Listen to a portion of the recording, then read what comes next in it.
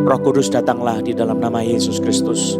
Di rumah setiap anak-anak Tuhan yang mendengarkan acara ini di dalam nama Yesus. Roh Kudus datang dan berkuasa. Ambil alih tempat di mana kami tinggal di dalam nama Yesus.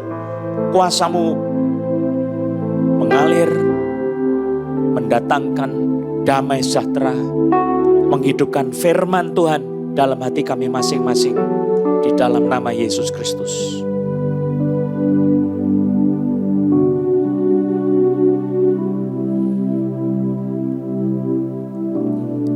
Ada orang yang lututnya kaki sebelah kanan sakit, disembuhkan oleh Tuhan Yesus. Lalu ada orang yang lambungnya ada gangguan, Tuhan juga sembuhkan di dalam nama Yesus.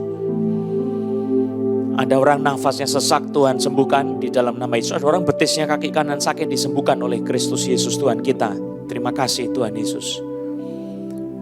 Pada saat ini Roh Kudus, Engkau mengambil alih pemberitaan firman Tuhan. Engkau yang berkuasa atas anak-anak Tuhan di mana saja berada di dalam nama Yesus. Kekuatan-Mu,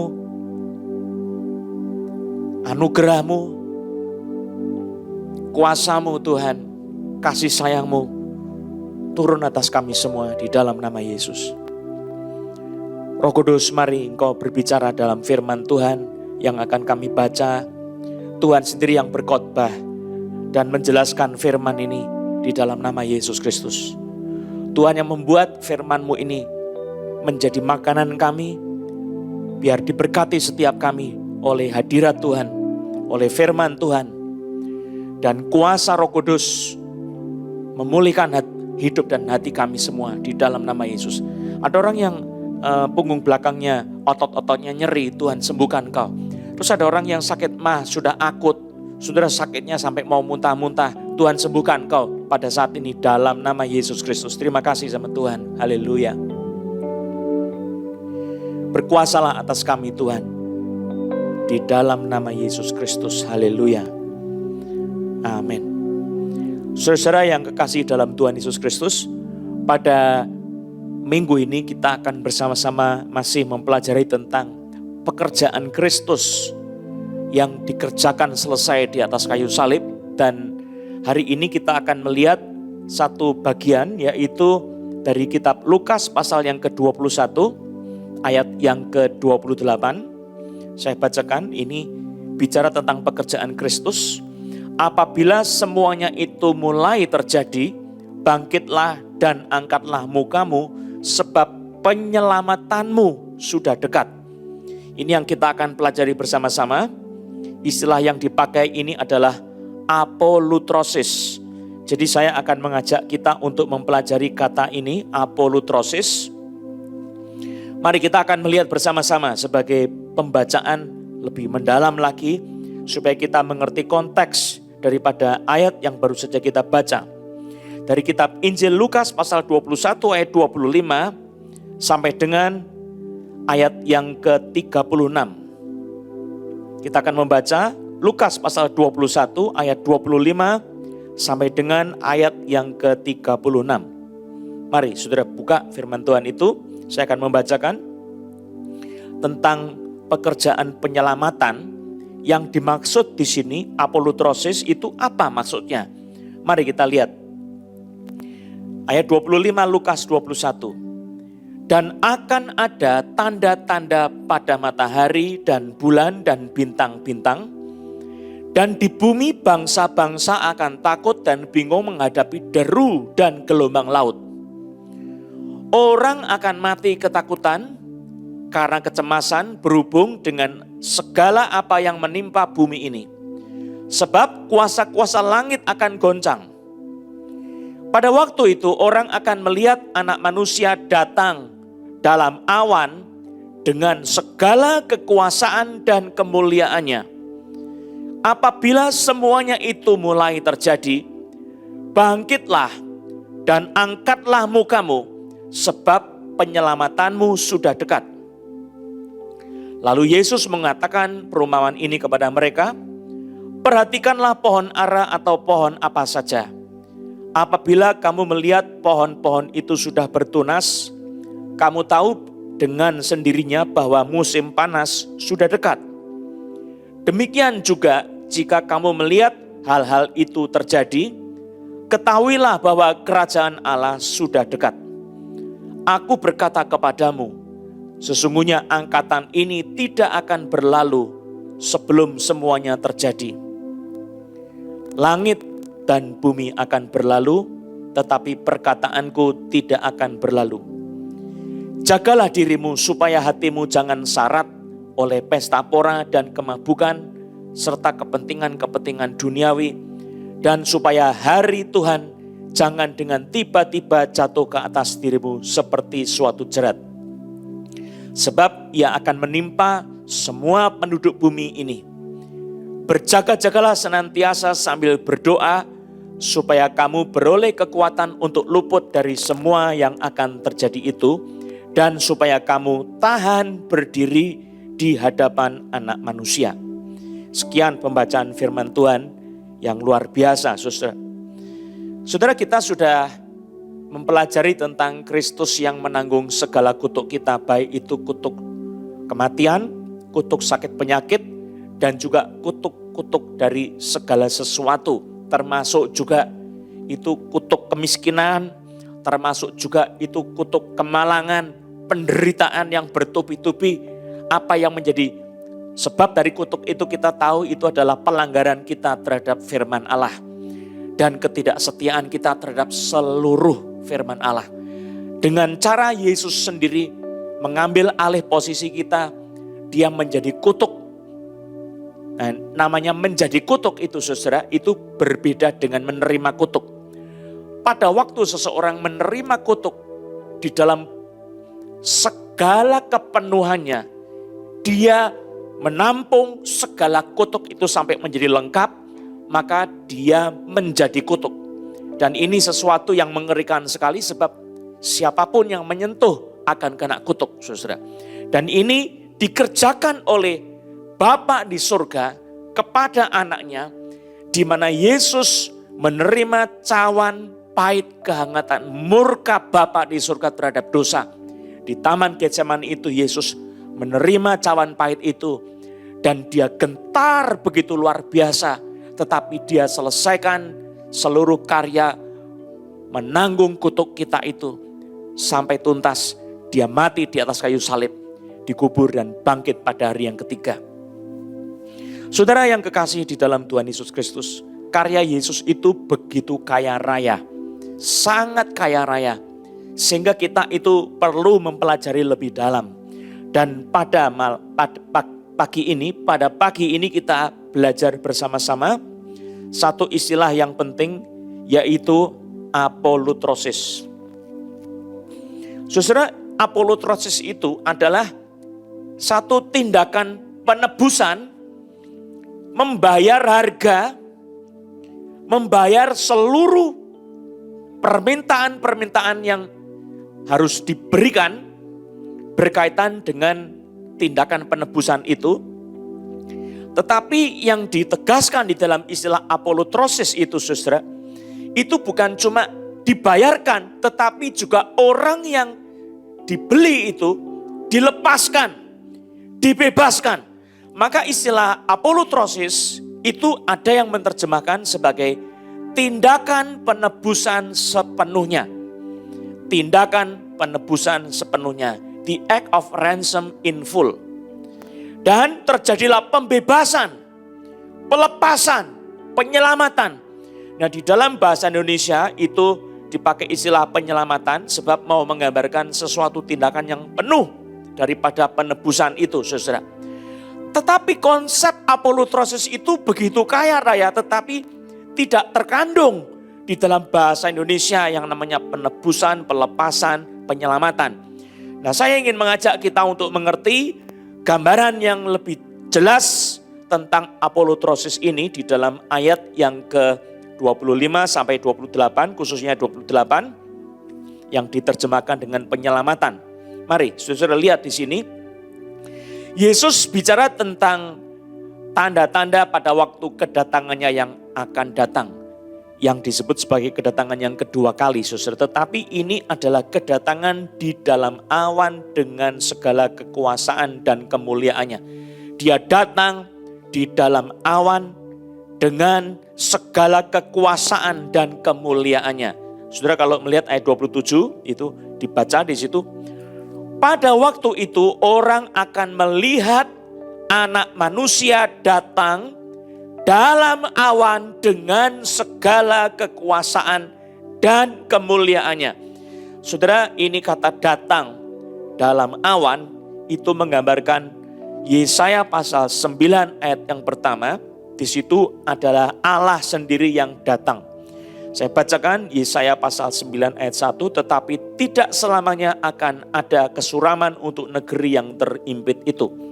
Kalau dahulu Tuhan merendahkan tanah Zebulon dan tanah Naftali, maka di kemudian hari Ia akan memuliakan jalan ke laut, daerah seberang Sungai Yordan, wilayah bangsa-bangsa lain. Saudara, kita lihat bangsa yang berjalan di dalam kegelapan telah melihat terang yang besar. Mereka yang diam di negeri kekelaman, atasnya terang telah bersinar. Saudara, kalau kita membaca lebih jauh lagi, saudara, sebetulnya ini adalah di dalam tradisi orang-orang Yahudi yang namanya Tuhan datang dengan segala kemuliaannya itu bicara tentang Allah sendiri yang datang bagi manusia. Nah, saudara, kalau saudara mengerti dari nubuatan-nubuatan perjanjian lama, sebetulnya ini adalah sebuah penggenapan nubuat dari kitab Daniel. Daniel pasal 7 ayat 13 dan 14. Aku terus melihat dalam penglihatan malam itu tampak datang dengan awan-awan dari langit. Seorang yang seperti anak manusia, datanglah ia kepada yang lanjut usianya itu. Dan ia dibawa ke hadapannya. Lalu diberikan kepadanya kekuasaan dan kemuliaan dan kekuasaan sebagai raja. Maka orang-orang dari segala bangsa, suku bangsa dan bahasa mengabdi kepadanya. Kekuasaannya ialah kekuasaan yang kekal, yang tidak akan lenyap. Dan kerajaannya ialah kerajaan yang tidak akan musnah. Saudara, ini adalah gambaran anak manusia yang datang dalam awan-awan. Menggenapi Daniel pasal 7 ayat 13, dia datang, dikatakan dia sudah menerima dari yang lanjut usianya, yaitu dari Allah Bapa yang di surga. Dia menerima segala kekuasaan, segala kemuliaan, dan segala kekuasaan sebagai raja. Kekuasaannya ialah kekuasaan yang kekal, yang tidak akan lenyap, dan kerajaannya ialah kerajaan yang tidak akan musnah. Saudara, ini adalah pribadi Yesus Kristus yang bukan datang seperti pada masa perjanjian baru permulaannya, saudara. Di dalam kerendahan, melalui seorang perempuan perawan Maria, dilahirkan di sebuah kandang yang kecil, yang kotor, yang bau. Tetapi dia akan datang dengan kemegahan awan yang luar biasa. Dan dikatakan di dalam Alkitab di sini bahwa anak manusia akan datang dalam awan dengan segala kekuasaan dan kemuliaannya. Saudara, kata segala ini dalam bahasa Yunani kata polos atau polos, itu artinya banyak, hebat, besar, bagus, berlimpah-limpah, subur, sangat hebat, sangat besar, dengan bobot yang berat. Jadi ini sesuatu yang luar biasa. Kemuliaan dan juga kekuasaan yang ditampilkan oleh Yesus pada waktu kedatangan yang kedua kali dalam awan-awan itu luar biasa. Kemegahannya itu tidak tersembunyi, semuanya ditampakkan. Dan orang-orang akan gemetar melihat Yesus Kristus datang pada saat itu. Nah, saudara-saudara, perhatikan ayat ini bukan bicara tentang penampakan kemuliaan saja dengan segala kekuasaan Kristus. Tetapi dibaca ayat 28, apabila semuanya itu mulai terjadi, bangkitlah Dan angkatlah mukamu, sebab penyelamatanmu sudah dekat. Apolutrosis itu sudah dekat. Saudara-saudara, pertanyaannya adalah apa yang dimaksud dengan apolutrosis ini, saudara, berkaitan dengan kedatangan Kristus, kedatangan di dalam awan-awan kemuliaan dan kekuasaan yang lengkap seperti ini, saudara. Nah, momen ini, saudara, kalau kita membaca di ayat yang ke-36 tadi, kita disuruh berjaga-jaga senantiasa sambil berdoa supaya kita beroleh kekuatan untuk luput dari semua yang akan terjadi itu, dan supaya kita, dikatakan di sini, tahan berdiri di hadapan Anak Manusia. Saudara, kalau kita berada di dalam satu kemegahan kemuliaan, kita itu saking begitu takjub. Saudara, orang tidak tahan berdiri lalu kemudian dia rebah. Itu hal yang biasa. Tetapi pada waktu kedatangan Kristus yang kedua kali, Tuhan ingin anak-anak manusia yang melihat Dia yang datang, yang percaya kepada Yesus Kristus, dia bisa tetap tegak berdiri, tahan berdiri di hadapan Anak Domba Allah yang datang dalam segala kekuasaan dan kemuliaannya. Ini yang diminta oleh kitab suci, supaya saudara dan saya bisa betul-betul mengenal bahwa Tuhan kita itu ingin supaya orang-orang percaya itu dia tahan, dia kuat, dia bisa betul-betul menyambut Tuhan di dalam segala kemuliaannya itu, dan manusia-manusia miliknya itu bisa mengalami perubahan, diangkat, dibawa ke dalam tempat yang kudus di awan-awan. Nah, saudara, ini sangat luar biasa sekali. Saya ingin kita menjadi orang-orang percaya ini betul-betul mengakui firman Tuhan. Perkataan-perkataan firman Tuhan ini adalah ya dan amin. Ini bukan sesuatu dongeng. Ini bukan sebuah cerita khayalan. Ini bukan sebuah omong kosong. Tetapi ini betul-betul adalah sebuah nubuat yang pasti akan terjadi di akhir zaman. Yesus Kristus akan datang ke bumi di dalam segala kuasa dan kemuliaannya.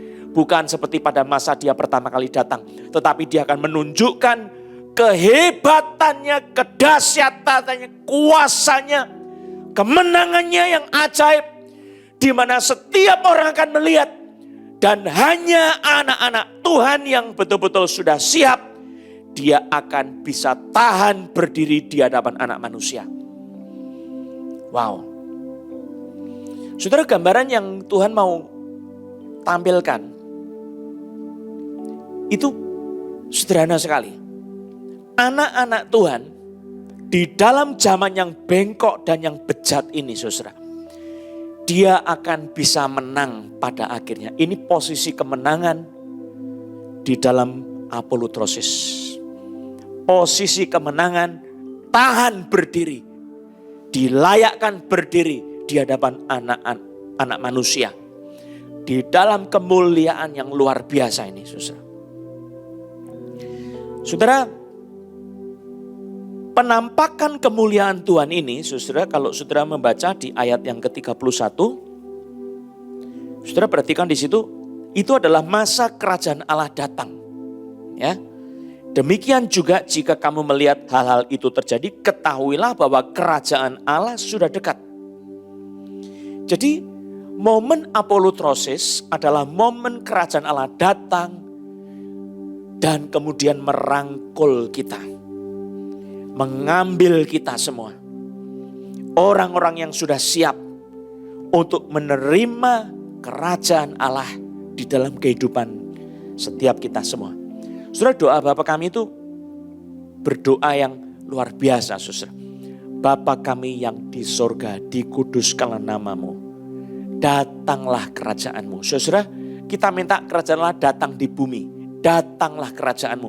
Nah, saudara, ini adalah momen kerajaan Allah itu datang sehingga apa yang dikatakan Alkitab, jadilah kehendakmu di bumi seperti di sorga. Saudara akan mengalami sesuatu perubahan. Kehendak Allah yang di bumi di dalam diri orang-orang yang mengalami apolutrosis itu terjadi seperti apa yang dikehendaki oleh Tuhan di sorga. Manusia yang percaya kepada Yesus Kristus yang sudah ditebus dengan darah Yesus, dibeli dengan darah yang mahal, dia akan menerima penggenapan yang namanya apolutrosis, yaitu kerajaan Allah itu terjadi dalam hidupnya. Sehingga kemauan Allah di bumi ini terjadi seperti kehendak Allah yang terjadi di surga. Saudara, ini dahsyat sekali, luar biasa sekali. Ini sesuatu yang bisa dikatakan sebagai sesuatu penebusan, tindakan penebusan yang lengkap, yang menyelamatkan, yang membeli kita kembali dan memberikan pembebasan dari segala sesuatu yang duniawi ini. Nah saudara, yang berikutnya saya mau menggarisbawahi saudara. Coba perhatikan di ayat yang ke-34 dan 35, Lukas pasal yang ke-21 ini. Saudara, dijelaskan di situ, jagalah dirimu supaya hatimu jangan syarat oleh pesta pora dan kemabukan serta kepentingan-kepentingan duniawi. Dan supaya hari Tuhan jangan dengan tiba-tiba jatuh ke atas dirimu seperti suatu jerat. Sebab ia akan menimpa semua penduduk bumi ini. Saudara, apa yang digarisbawahi di sini, apolutrosis ini merupakan sesuatu peristiwa yang dialami pada waktu hari Tuhan. Peristiwa hari Tuhan di dalam perjanjian lama itu sesuatu istilah yang bahasa yang sudah umum. Itu adalah hari penghakiman kepada manusia yang berdosa. Hari penghakiman bukan hari sukacita, tetapi hari kedukacitaan yang hebat. Sesuatu hari kemalangan bagi orang yang tidak mau bertobat.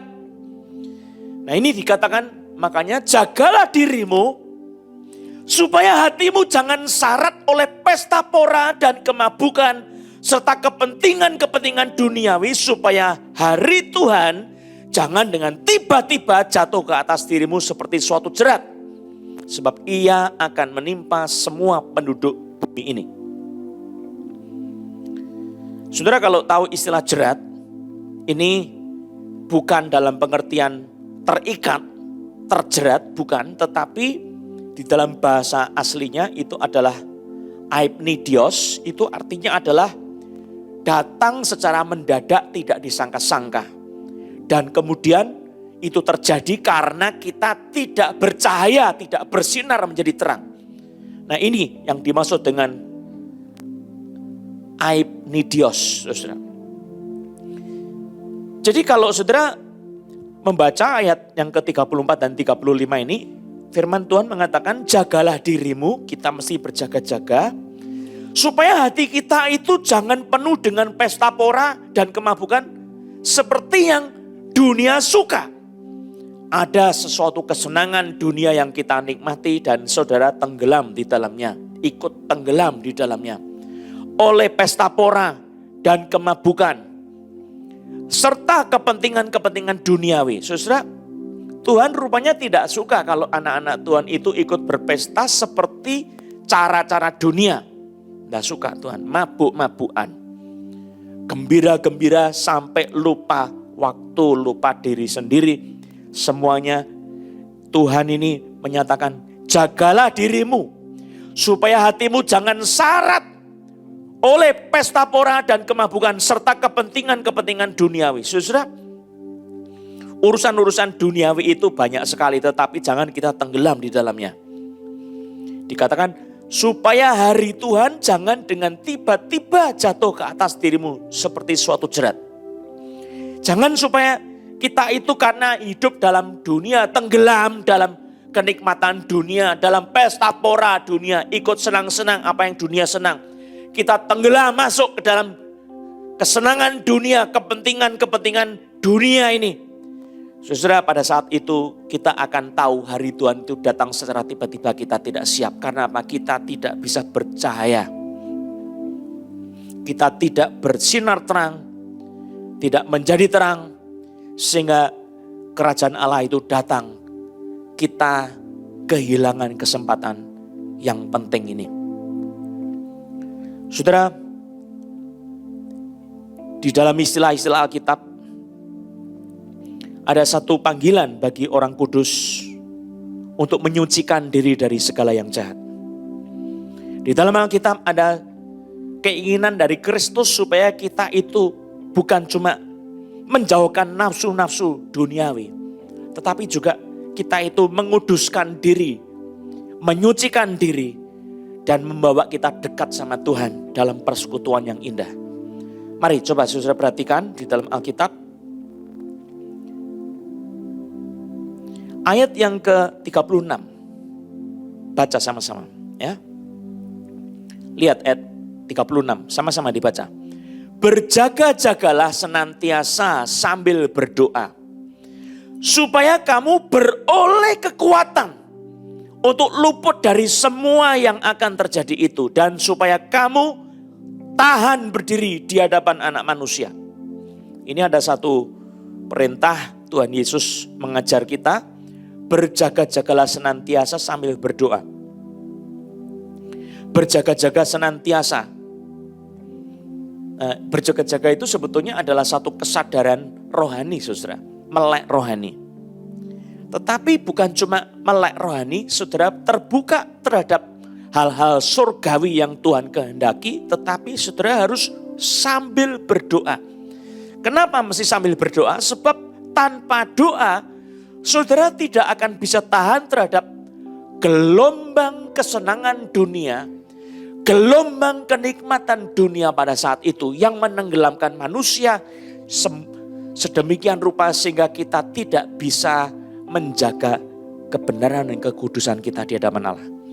Saudara, tanpa berdoa, Yesus berkata berjaga-jagalah dan berdoalah, sebab roh penurut tetapi daging lemah. Saudara tahu, hidup manusia itu Yesus menggambarkan sebagai manusia di dalam kita. Itu ada daging, ada roh. Manusia rohani dan manusia yang daging, saudara. Daging memang penurut tetapi roh itu lemah. Roh penurut tetapi daging lemah. Roh kita mau dekat sama Tuhan, tapi daging kita itu dikuasai oleh dunia ini, saudara. Kita punya dunia merangsang kita, menarik kita, memikat kita. Itu dunia, daging kita ditarik di situ. Sederhana sekali, saudara. Saudara yang hobinya makan, kalau bau makanan langsung saudara punya konsentrasi, bisa langsung tertuju kepada makanan. Ya. Kalau saudara senang dengan rekreasi alam, saudara melihat alam yang indah, saudara langsung konsentrasinya bisa tertuju ke sana. Nah ini dunia itu memikat kita begitu cepat sekali, saudara. Kalau saudara senang dengan musik-musik, ada suara yang merangsang telinga saudara, langsung saudara punya konsentrasi tertuju ke situ. Nah saudara, dunia ini punya banyak titik-titik yang memikat, yang begitu indah, yang membuat daging kita itu lari ke situ dan kita meninggalkan persekutuan dengan Tuhan. Nah Yesus berkata apa? Berjaga-jagalah dan berdoalah, sebab roh memang penurut tetapi daging lemah. Kita itu ditarik karena kelemahan daging kita. Nah saudara, kalau mau bisa berdoa, saudara mesti bisa mengalahkan daging ini, saudara. Dan itu tidak bisa dengan kekuatan kita sendiri, saudara mesti bersandar kepada Tuhan. Berseru minta tolong Roh Kudus, minta tolong kuasa Tuhan menghidupkan firman Tuhan itu. Dan membuat kita itu bisa mendekat kepada Tuhan. Puji nama Yesus. Kalau itu terjadi, saudara, saudara akan dimampukan untuk bisa berperang melawan dosa. Dan saudara dimampukan untuk bisa menang. Nah ini satu perintah dari Tuhan. Maka kalau saudara mengerti apolutrosis yang saudara tadi baca tentang ayat 28. Saya baca lagi. Apabila semuanya itu mulai terjadi, bangkitlah dan angkatlah mukamu sebab penyelamatanmu sudah dekat. Saudara, apolutrosis itu bicara tentang kemenangan kita yang sudah ditebus. Saya ulang, kemenangan kita yang sudah ditebus, dibebaskan, berhasil bebas dari dosa-dosa yang mengikat kita. Ini apolutrosis. Sehingga yang terjadi apa? Saudara, kita bisa beroleh kekuatan untuk bisa menolak dunia ini.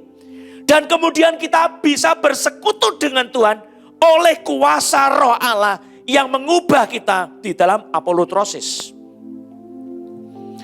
Maka persekutuan kita dengan Tuhan, doa yang menjadi satu kebiasaan orang percaya, siang dan malam kita berseru-seru kepada Tuhan.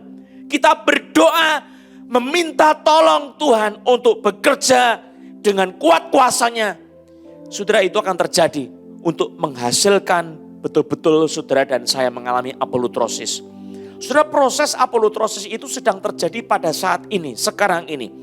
Jadi karya Yesus yang selesai di atas kayu salib, yang namanya apolutrosis itu adalah sebuah pekerjaan Kristus yang sedang diaplikasikan kepada anak-anak Tuhan pada masa sekarang ini, di mana dia ditarik, dibebaskan dari dunia oleh kuasa penebusan darah Yesus. Sedemikian rupa sehingga kita yang ditebus oleh darah Yesus itu, kita dimampukan untuk bersekutu dengan Tuhan, dirubah oleh persekutuan kita dengan Tuhan itu, dibebaskan dari ikatan-ikatan dosa dari dunia ini yang menipu dan menjerat kita. Saudara, itu sebabnya maka hal yang luar biasa, saudara, Tuhan mengatakan di dalam bagian firman Tuhan yang lain. Coba saudara perhatikan. Ini ada beberapa bagian teks kitab suci. Ibrani pasal 9 ayat yang ke-15. Ini juga bicara tentang apolutrosis. Saya akan menunjukkan beberapa teks yang lain tentang apolutrosis ini ya.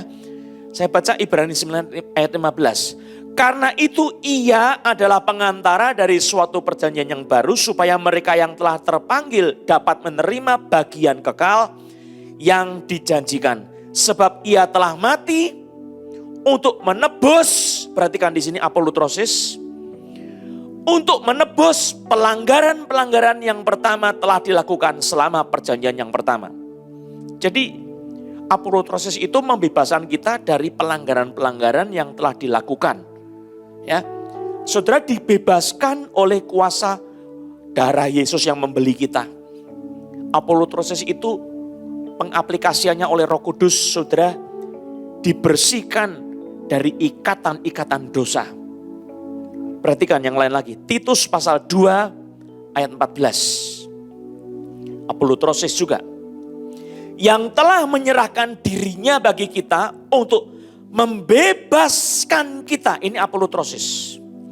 Untuk membebaskan kita dari segala kejahatan dan untuk menguduskan bagi dirinya suatu umat kepunyaannya sendiri yang rajin berbuat baik. Perhatikan, apolutrosis itu membuat kita bebas dari segala kejahatan dan kita hidup menguduskan diri untuk menjadi umat Tuhan yang rajin berbuat baik. Wow, luar biasa saudara. Saudara sudah ditebus oleh darah Yesus dengan harga yang mahal. Tapi apakah saudara sudah mengalami apolutrosis? Apakah saudara sudah dibebaskan dari ikatan-ikatan dosa yang membelenggu kita? Apakah saudara sudah merasakan kuasa penebusan itu dahsyat dalam hidup saudara sehingga saudara bisa menjadi orang Kristen yang berbuat baik secara kontinu, rajin berbuat baik? Apakah saudara bisa sebagai orang percaya menguduskan diri kita sebagai suatu umat Tuhan? Ini yang Tuhan kehendaki. Apolutrosis.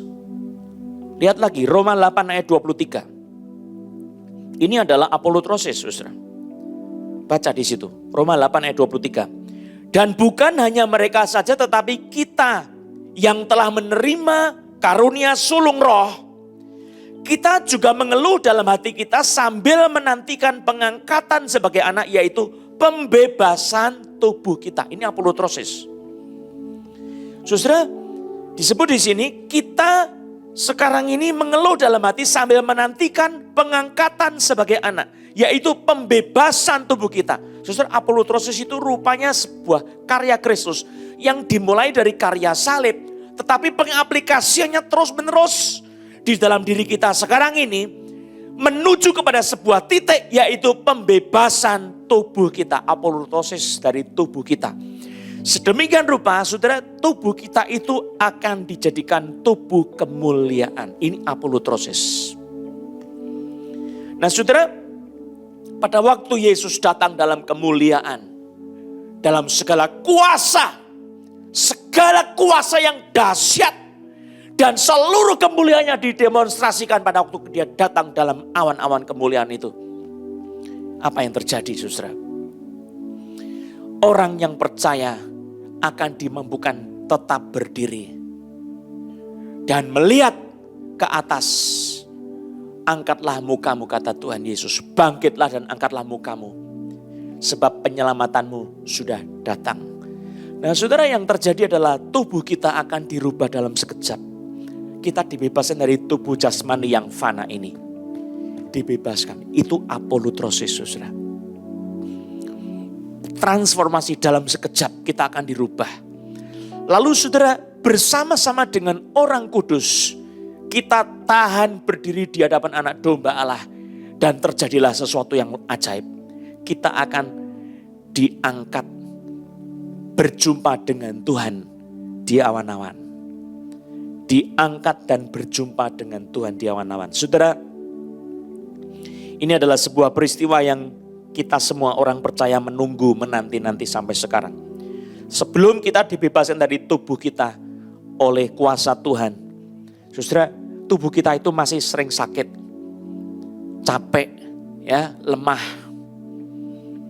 Ada sesuatu kemampuan yang sangat-sangat terbatas. Tapi tubuh di dalam kuasa Kristus yang menebus, apolutrosis itu terjadi, saudara. Tubuh kita itu menjadi seperti tubuhnya Kristus. Dia bisa menembus tembok, tubuhnya Yesus. Dan tubuh Yesus itu juga bisa terangkat ke surga. Kita juga punya tubuh apolutrosis itu, saudara. Kita punya tubuh kemenangan itu. Di mana saudara bisa terangkat dan mendekat kepada Tuhan yang mulia. Tidak terbakar, tidak hancur, tidak binasa. Lah Pak, kalau yang tidak mengalami apolutrosis itu bagaimana? Saudara, di dalam firman Tuhan dijelaskan bahwa orang pada saat Yesus sebelum datang itu adalah seperti pada masa zamannya Nuh. Orang makan dan minum, pesta pora, kawin dan mengawinkan. Seperti biasa, tenggelam dalam kenikmatan pesta pora, dalam kesenangan dunia dan urusan-urusan dunia ini. Sampai pada hari Nuh dipanggil sama Tuhan untuk masuk ke dalam bahtera. Nuh masuk ke dalam bahtera bersama dengan istri dan 3 orang anaknya, Ham, Sem, dan Yafet, bersama dengan 3 menantu-menantunya perempuan. Saudara, masuk ke dalam bahtera. Lalu Tuhan menutup pintu bahtera itu, saudara. Ini gambaran tentang apolutrosis, saudara. Nuh bersama dengan istri dan 3 anak dan menantunya, saudara, diangkat di tempat bahtera itu menuju ke tempat yang selamat, saudara. Tetapi seluruh dunia ini mendapatkan penghakiman murka Tuhan. Semuanya mengalami penderitaan murka yang sangat mengerikan sekali. Ini luar biasa, saudara. Maka orang pada masa apolutrosis kemuliaan Tuhan itu dinyatakan, terjadi sesuatu, Tuhan membenarkan orang-orang pilihannya yang sudah berdoa berseru kepada Tuhan siang dan malam, yang mencoba hidup berkenan di hadapan Allah, menjauhkan diri dari nafsu-nafsu dunia. Ini dibaca, saudara, Lukas pasal 18 ayat 7 dan 8. Coba lihat. Lukas 18 ayat 7 dan 8. Tidakkah Allah akan membenarkan orang-orang pilihannya yang siang malam berseru-seru kepadanya? Dan adakah ia mengulur-ulur waktu sebelum menolong mereka? Aku berkata kepadamu, ia akan segera membenarkan mereka Akan tetapi jika Anak Manusia itu datang, adakah ia mendapati iman di bumi ini? Oh saudara, ini sesuatu pertanyaan yang luar biasa. Jika Anak Manusia itu datang, adakah ia mendapati iman di bumi ini? Saudara, jawabannya sebetulnya retorik, sedikit sekali. Karena memang keselamatan pada masa apolutrosis itu adalah terjadi kepada orang percaya yang merupakan sisa kecil saja jumlahnya. Dari sekian banyak orang-orang percaya kepada Yesus, mengaku Yesus sebagai Tuhan dan Juru Selamat, berapa banyak orang yang sungguh-sungguh percaya kepada Yesus, yang berseru dalam doanya memohon belas kasihan Tuhan siang dan malam? Berapa banyak? Tidak banyak, saudara. Berapa banyak orang yang hidupnya menguduskan diri dari yang jahat, dan kemudian dia berhasil mempertahankan iman dan kelakuannya bersih di hadapan Tuhan? Tidak banyak, saudara. Berapa banyak dari orang-orang yang percaya kepada Yesus, mengaku sebagai milik Yesus Kristus, dia betul-betul mempertahankan kesetiaannya kepada Tuhan, tidak menyangkal imannya dalam perkara-perkara kecil maupun perkara besar, tetap bersaksi demi Yesus Kristus. Berapa banyak orang seperti itu, saudara? Maka yang namanya apolutrosis itu tidak berlaku kepada setiap orang yang percaya, tapi kepada orang percaya yang betul-betul hidupnya terbukti menjadi orang yang terpisah, menguduskan diri dari dosa-dosa. Betul-betul yang senantiasa bisa berjaga-jaga dan berdoa. Maka kalau saudara membaca di dalam kitab suci, ini sesuatu yang luar biasa. Kehidupan doa dan persekutuan dengan Tuhan yang menguduskan diri dari yang jahat, itu adalah sesuatu pembeda yang akan menjadi kedahsyatan pada waktu Tuhan Yesus datang kembali, saudara. Sebab sisa kecil umat Tuhan itu yang mencari perlindungan pada nama Tuhan dan jujur hidupnya benar di hadapan Allah, itu jumlahnya sedikit, saudara.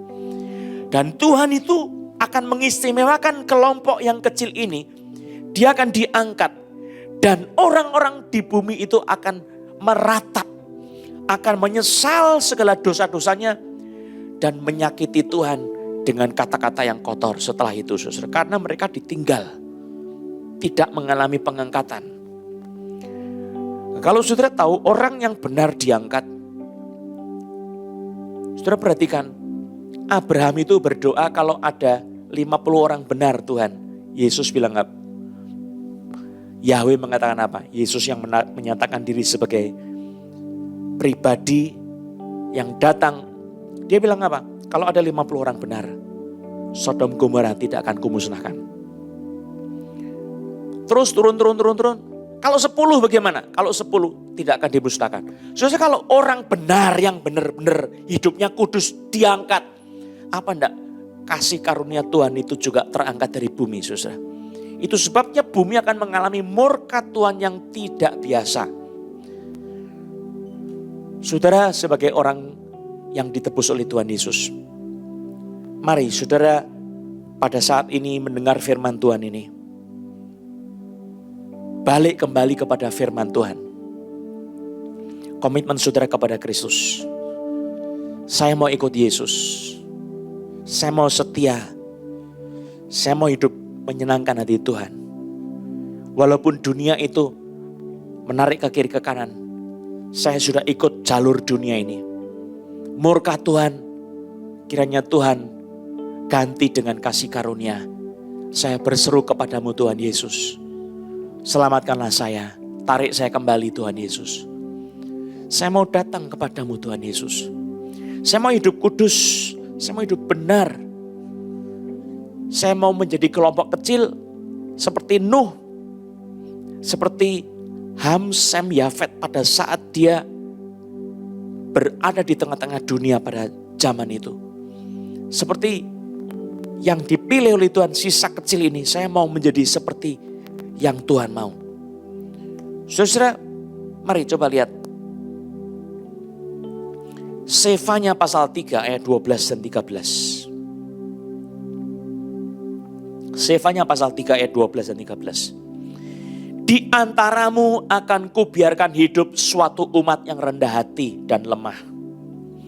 Dan mereka akan mencari perlindungan pada nama Tuhan, yakni sisa Israel itu. Mereka tidak akan melakukan kelaliman atau berbicara bohong. Dalam mulut mereka tidak akan terdapat lidah penipu. Ya, mereka akan seperti domba yang makan rumput dan berbaring dengan tidak ada yang mengganggunya.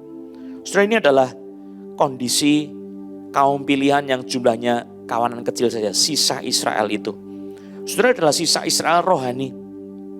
Saudara mungkin tidak berwarga Israel, dan saya harap saudara betul-betul menjadi orang otentik. Maksud saya, saudara tidak bersifat ke-Yahudi-Yahudian, karena saudara orang milik Tuhan Yesus. Tidak harus selalu bersifat Yahudi-Yahudi, tidak saudara. Tapi kita sebagai anak-anak Tuhan, identitas saudara orang Indonesia, ya saudara jadi orang Indonesia. Tidak ke Yahudi-Yahudian, ya saudara ikut Yesus. Coba dipisahkan antara Yesus dengan agama, jubah agamanya. Saudara, bagaimana kita itu? Saya ingin mengajak kita untuk setia kepada Yesus. Setia kepada Kristus Yesus. Bukan setia kepada agama Kristen, bukan. Kristus. Karena banyak orang yang namanya Kristen, saudara, tetapi dia bukan mengikut Yesus.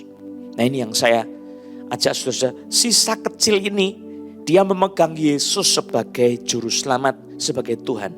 Dia setia beriman. Maka saudara kalau menjaga kesetiaan itu, firman Tuhan akan digenapi. Saya bacakan Matius 24 ayat 40 dan 41. Pada waktu itu kalau ada 2 orang di ladang, yang seorang akan dibawa dan yang lain akan ditinggalkan.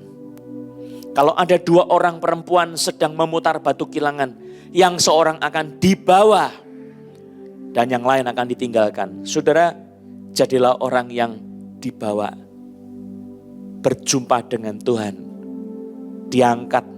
Apolutrosis. Jadi apolutrosis itu apa? Itu adalah karya penebusan yang benar-benar membebaskan kita dari dosa, dari keduniawian. Membawa kita hidup benar, bersekutu dengan Allah dalam doa yang senantiasa berjaga-jaga. Berjaga-jaga yang senantiasa berdoa. Dan akhirnya membawa kita mengalami kemerdekaan dari dosa-dosa ini. Betul-betul mengalami pengangkatan, memiliki tubuh kemuliaan. Ini apolutrosis. Saudara, Tuhan Yesus tidak membuang kita selama kita masih di dunia sekarang ini. Saudara ditebus oleh darah Yesus. Ambil keputusan untuk mengikuti Yesus dengan setia. Kiranya Tuhan memberkati firman-Nya. Mari kita berdoa. Bapa, terima kasih untuk karya Yesus yang menebus kami secara luar biasa. Apolutrosis itu bukan sebuah teori belaka, tetapi akan menjadi kenyataan. Sekarang ini Tuhan sedang mengaplikasikan karya penebusan itu, menjadikan kami mengalami pembebasan yang seutuhnya. Mari Tuhan, arahkan hati kami tertuju kepadamu Tuhan. Berikan hati saudara kepada Tuhan Yesus.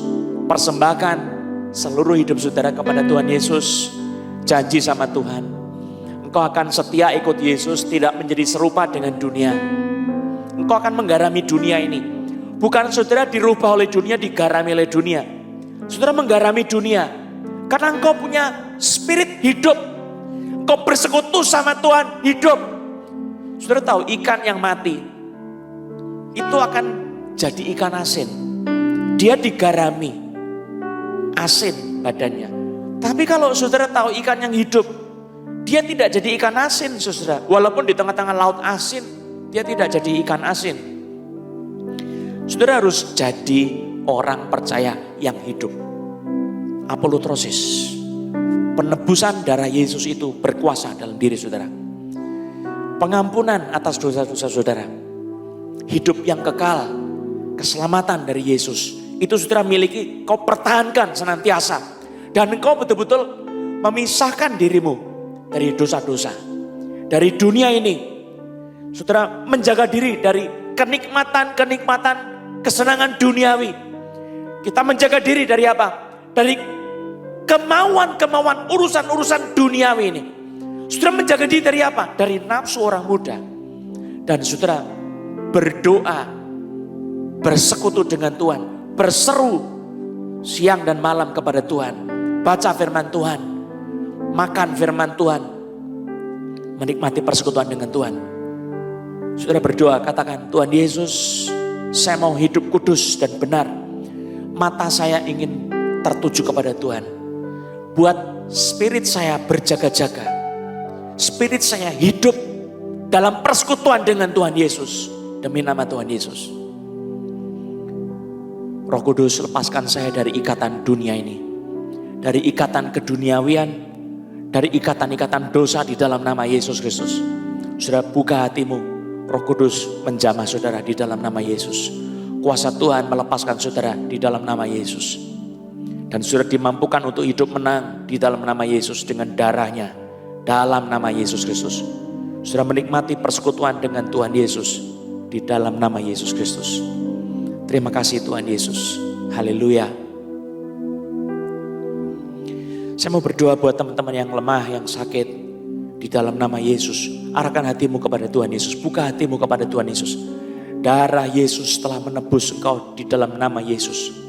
Darah Yesus telah membebaskan engkau dari kuasa kutuk penyakit-penyakit di dalam nama Yesus. Engkau percaya darah Yesus telah menggantikan segala penderitaan penyakitmu itu sudah ditanggung Tuhan Yesus demi nama Yesus. Sekarang engkau buka hati, terima pertolongan dari Tuhan Yesus, kelepasan dari penyakit-penyakit di dalam nama Yesus. Dengan iman, percaya. Aku ikat roh-roh penyakit, roh kelemahan di dalam nama Yesus. Aku hancurkan kau, setan-setan yang membuat sakit. Pergi dalam nama Yesus. Keluar dalam nama Yesus. Kau terima kesembuhan oleh nama Yesus. Kesembuhanmu itu datang karena Tuhan Yesus mengerjakannya melalui Roh Kudus di dalam nama Yesus. Kau terima kesembuhan itu, kau berterima kasih sama Tuhan untuk kelepasan. Percaya, sekarang berterima kasih dulu. Percaya sudah disembuhkan. Percayanya sudah disembuhkan. Sekarang berdiri dan terima kasih sama Tuhan untuk kesembuhanmu. Dalam nama Yesus. Bersyukur saja, terima kasih Tuhan Yesus, terima kasih Tuhan Yesus. Lalu sekarang gerakan bagian tubuh saudara, kau terima kesembuhan itu di dalam nama Yesus. Kau terima kesembuhan itu di dalam nama Yesus. Roh Kudus mengalirkan kesembuhan itu di dalam nama Yesus. Terima kasih, terima kasih, terima kasih Tuhan Yesus, terima kasih Tuhan Yesus. Engkau telah disembuhkan, engkau bersaksi kepada Tuhan, betapa Tuhan sudah menyembuhkan saudara. Ceritakan kepada teman-temanmu, Yesus yang membebaskan saudara, menyembuhkan saudara, yang menebus kita. Saudara jadi saksi Tuhan Yesus. Ceritakan apa yang saudara alami itu. Roh Kudus memberkati saudara. Kiranya Tuhan menolong kita setiap hari.